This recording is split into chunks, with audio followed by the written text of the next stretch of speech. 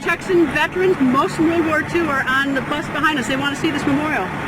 And they should see the memorial, and they are going to see the memorial. We had a large percentage of the Texas congressional delegation here today to welcome these World War II vets from Texas that are here to see their memorial, and it is a disgrace that the Obama administration has put up barricades and put up wire trying to keep the veterans out of this memorial.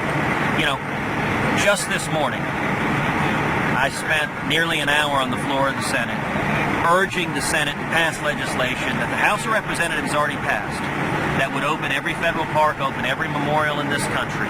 And it's bipartisan legislation. It doesn't address any other aspect, doesn't address Obamacare. It just said, look, let's open our parks, let's open our memorials. There was also another bill the House passed to fund the VA, to fund our veterans. And unfortunately, Greta, Harry Reid, the Democrats objected. They said no, they want to keep the parks closed, they want to keep the VA not funded, they want to not fund the National Guard.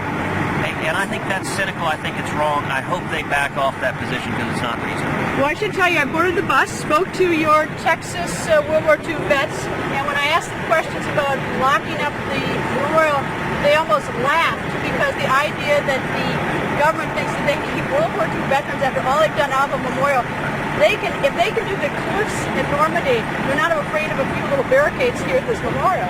Well, and look, everyone understands the games, unfortunately, President Obama's playing. It's like back at sequestration when the Obama administration furloughed the air traffic controllers.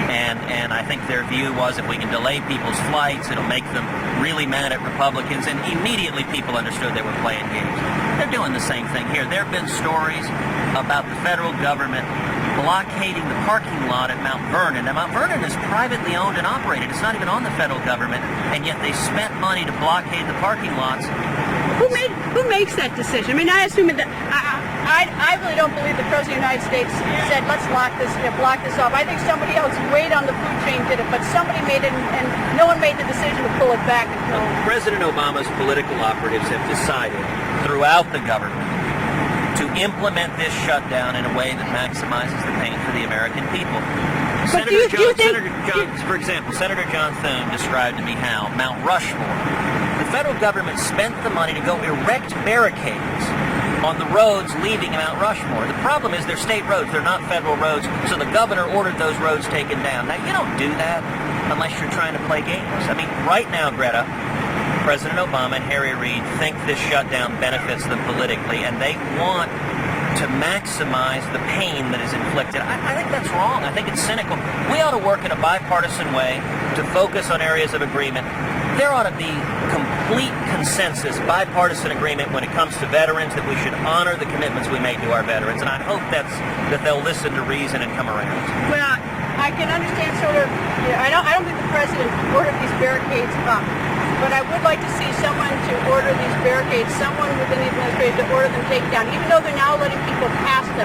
The signs remain on the clothes. They're allowing people to pass them, but it really is, it's really time to take all these barricades down.